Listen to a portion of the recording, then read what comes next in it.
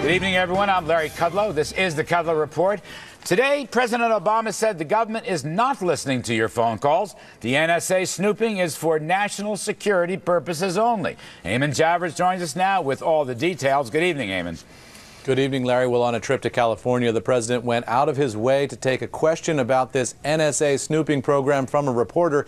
He said, in essence, that the trade-off here is worth it and that this program has yielded useful intelligence for the United States. He said, we are not listening to your phone calls to Americans, and he also defended the NSA's ability to gather this kind of information. In essence, the president made the argument that there's a trade-off here that Americans are simply going to have to make. Take a listen. I think it's important to recognize that you can't have 100% security and also then have 100% privacy and zero inconvenience. We're going to have to make some choices as a society.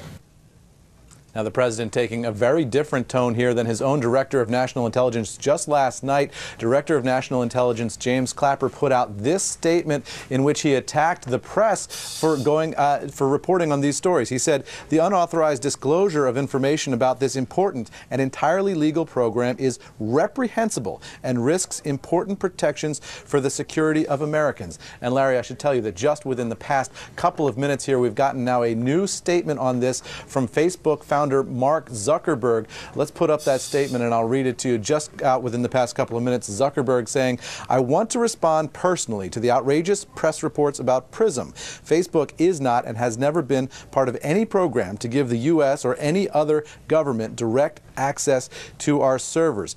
Zuckerberg going on to say that if he got a request like the one that was reportedly sent to Verizon, Facebook would fight that request aggressively. So, Larry, some interesting pushback here from the technology companies really homing in on this point that they don't give direct access to their servers to any U.S. government agency. That phrase has been in a number of the denials from the technology companies. We're going to have to see some more reporting here to see what it is specifically they're denying, but they would appear to be denying one of the very key points of the stories that came out just yesterday, Larry. And Eamon, we talked about this last evening. In fact, you really broke this whole story, the Apple denial.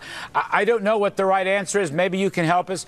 Another report from the Washington Post, which has kind of changed this position from that the internet companies definitely helped out to now maybe they helped out. But I just want to read this. The NSA and the FBI tapping directly into the central servers of these internet companies, such as Google and Apple, tapping directly into the central servers. What do you make of that? Does that mean that these government agencies can just go willy-nilly into it without Google signing off on it, without Facebook signing off on it? Well, Larry, as you know, words matter, and what the companies are saying is that they don't give the government direct access. What that sentence says is that they are tapping directly into those servers. So perhaps there's a nuance here of whether or not these companies willingly participated in this kind of a program. Zuckerberg, in his statement of just a few minutes ago, calls this an outrageous story in reporting on this program PRISM, which is the overall NSA program that was broken and exposed last night to gather intelligence on the internet, including emails, digital phone calls, digital files, and all the rest of it through the internet. They say that's only going after foreign targets, but of course American data is gathered up in that program. So I think one of the questions here will be, are these companies intentionally participating in this program, and are they participating directly with the U.S. government? One possibility that's out there is that there's some kind of intermediary, perhaps a contracting firm that's in between the U.S. government and these companies. One thing that we're going to need to look at. A lot more reporting is needed here, Larry. All right, terrific stuff. Eamon Javers, as always, thank you very, very much. So, is this government surveillance necessary to protect our national security against terrorism, or is it a personal privacy breach of the Constitution? Here now is this former Assistant Secretary of Defense under Bush Sr., Jed Babin, and former Secretary of Defense under President Reagan, Frank Gaffney, now the president of the Center for Security Policy. Gentlemen, welcome back. Jed, I begin with you. Mr. President Obama today said legal and limited. Nobody is listening to your phone calls. Do you believe it? Well, I kind of sort of do. I mean, frankly, it's very puzzling that they actually need to go this broadly. I think that, frankly, Mr. Zuckerberg is with all due respect to him, he's way off base. If this is being done and gathering information from the internet, it's much more troubling. But on the other hand, they may not need permission to do anything like that from the companies. They may just get it from the court, and the court may be able to authorize them. They can authorize them to do these so-called listening in to emails. It's obviously the wrong term, but they can do that without being told, without telling the companies that. Right now, you have a situation where we are breaching possibly the Fourth Amendment. We're going a little bit broad on this. The metadata thing for the phone calls really doesn't bother me that much. Maybe they can tell where you are. Maybe they can tell who you called. That's not the same thing as listening into a phone call. The big thing here is, well, you've got people like Zuckerberg going out there saying, emails. Facebook. It's the emails. Yeah, it's the emails. It's whether they're reading the emails. That's right, the big thing. And frankly, would you be in favor? I want to get you both of you guys on the record. What do you think? If it's just foreign emails, are you okay with it, or do you trust it, or what? I think it's much more defensible that way. There are protections in place under the Foreign Intelligence Surveillance Act to dump out information that's accidentally gathered about Americans or, reading their emails. That would probably be sufficient for me. I think it's very troubling if they go farther than just foreign to U.S. All right, let's emails. go to Frank Gaffney. Frank Gaffney, first of all, regarding the telephone companies, their records and so forth, they're keeping their records. They say they're not tapping into the phones. Regarding the FISA overseas, yes, it's just foreign emails that they're looking at. It's not domestic emails at home. Mr. Gaffney, do you, A, trust that that is the case? I mean, to me, after the IRS scandal, it's kind of hard for me to trust anything these government agencies say. Do you trust what they're going to say? And secondly, is it necessary to prevent the war on terrorism? Well, let me say at the outset, Larry, I don't often find myself agreeing with President Obama on much, because generally he's not supporting strong national security programs and policies. And I don't often find myself disagreeing with Jed Babin, for whom I have great regard. Look, I think that this is a program that is, in fact, balanced. As far as we know what's going on, as the Wall Street Journal editorialized today, thank you for data mining, they call it. I think that what we're seeing, pursuant to the kind of carefully vetted and balanced efforts that have been evaluated not only by two executive branches under both Republican and Democratic administrations, but also by the Congress and also by the courts, is an effort to use technology to do something we desperately need to do, which is to be able to detect, discern, and counter folks who are trying to destroy us, quite clearly, quite explicitly, and use stealth to do so. But and Frank, I think that by going after these kinds of metadata analyses, we're using that technology, we're using it appropriately. But one of my big questions and one of my personal reservations, do you trust the NSA, or for that matter, the FBI, which may be tapping in directly to these internet providers? Do you trust them? After the IRS, after what we learned about a whole lot of things in the government that's gone haywire in the last month or two, do you say that they will not listen to the phone calls and not read the emails? Do you believe that, Frank? That's part of the debate here. Yeah, look, it's a fair question, and again, I don't think we know the answer to this point. I think it goes back to the process, which is what I was trying to address earlier, Larry. To the extent you have judicial review and authorization, that provides, I think, a check and balance on those sorts of abuses. There are protections in place. If, in fact, it turns out they're not adequate, they should be strengthened. But I do think it would be a terrible mistake, especially in an effort to sort of pander to the demagoguery that we're hearing from, frankly, not only the left, but the libertarian right, that this is a terrible invasion of privacy, to abandon a necessary tool in a very serious and, frankly, becoming more serious war. But, Jed Babin, you are worried that there may be an invasion of personal property. Well, sure. Look, I mean, if you look at what Mark Zuckerberg is saying, that's nonsense. If you go on Facebook, it's public. But when we're talking about private email, emails here, the subject is really rife for the possible abuse of it. Sure, we want to have these tools available to the government. We do need the checks and balances of the courts. And so far as we know, which isn't very far,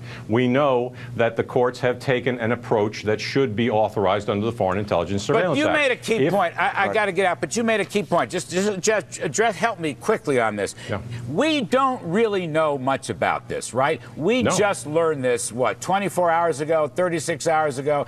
The whole business about PRISM, which I think is really the interesting one, and what the FISA court will rule, and what Mr. Clapper is saying. There's stuff in the papers today on the internet that Clapper testified before congressional committees and frankly misled them. I'm not going to use the word lied, but misled them. We don't know much about this, Jed Babin. That troubles me.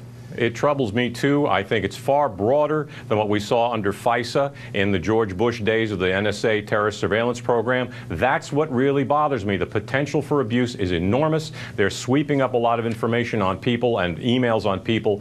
Really, they should not have any privacy to, any privy to. All right, gentlemen, I'm going to leave it there. Thank you very, very much.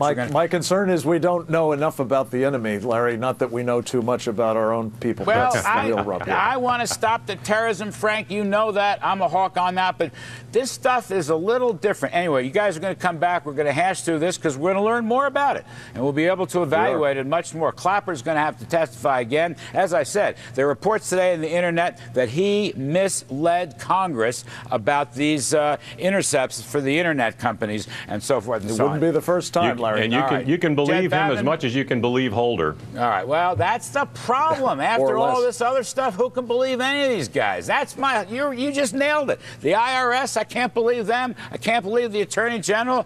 I don't know. I believe you. Jed Babin and Frank Gaffney. You're all terrific. Now, have a listen to what Obama said on government snooping and national security when he was inaugurated back in 2009.